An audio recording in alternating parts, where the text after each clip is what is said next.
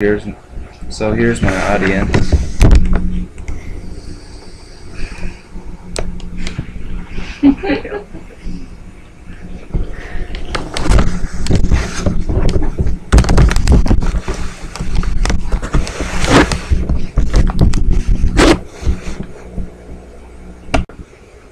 On our farm we raise Holstein bull calves. They are only a couple days old when we get them. I currently own 45 calves, and as you can imagine, that keeps me pretty busy. I like having the calves around because I feel like I'm always making money. The process of raising a Holstein bull calf is a lot of work, and it doesn't pay very good, but it's a good way to get into farming. As you can see, we have to buy the calf. We like to buy our calves from a dairy because they're healthier. If you go to a sale barn, there's generally something wrong with the calf, or there's going to be soon something wrong with the calf. The reason they can sell feeders at a sale barn is because their immune systems are set up. With day-old calves, you have to be very careful. If they get sick, they're hard to get back to healthy. And if they're sick when they're day-olds, they'll be sick the whole life. Feeding the calf. The calf needs to drink milk replacer for around 6 to 8 weeks, and it eats a crunch pellet feed that has corn, molasses, oats, and a lot of nutrition value in it. If the calf does get sick, you have to be able to heal the calf. If the calf gets sick, you can't afford to lose the calf, so you gotta feed it whatever you can, bring it to the vet, give it pills, give it shots of Tylenol, and if it gets the scours, you have to try and give it electrolytes. That just gives it more water and tries to keep it hydrated when they're scouring. The next step would be castrating a calf. You would have to castrate the calf, and you have to get both of the testicles, or else it could become a stag. A stag is when it gets too much bull in it. People don't like this because the meat tends to be tougher in them. I know we had one stag and it was mean. Dehorning is the next step. It's now easier that we went to a paste instead of a clip.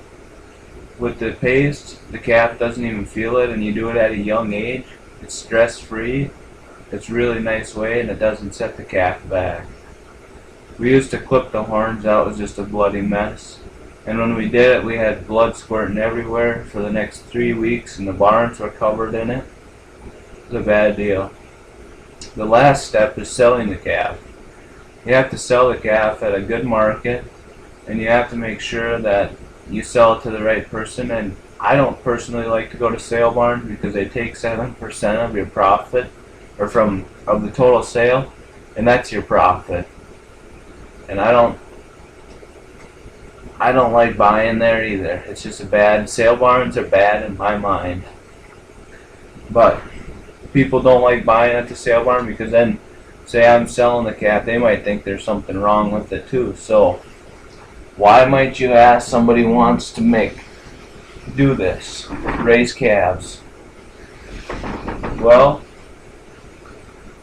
here's 4 easy steps. I like to do it because it's a good money maker. That is the reason we do it, and I mean, you get to have fun. It's pretty easy to do. But it was a good tool. This is also, I like to manage my money this way because if I'm gonna have money, like say I got $5,000 or so, I tend to spend money, like buy 4-wheeler snowmobiles and stuff. When it's tied up in the calves, you can't spend it because you don't like to sell the calves until the market's real good. I like to work with the calves. The only part that stinks is that you have to be around 7 in the morning and 7 at night.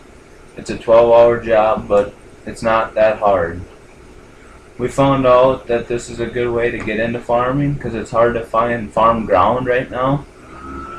And we have found a different way to call ourselves farmers. My dad farms dirt, and he let me take over the cattle side.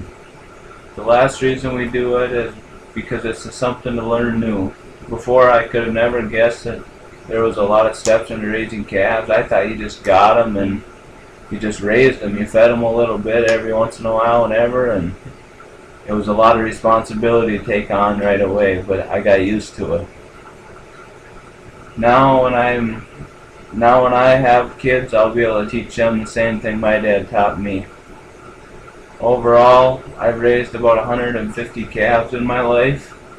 It's a good thing. I mean, granted, it's hard work and you gotta be up 7 in the morning, and I go to work every day and you gotta be home 7 at night to do the chores.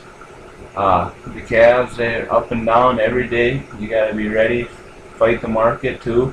It's just like corn and beans. I look forward to continuing this. We get our calves and do a lot of work with them. It's rewarding to see a calf grow up all the way and then you get to butcher it. It was a lifetime experience. We just butchered our first one. We just got the meat back and the meat's outstanding. I just gotta be in it for the long haul.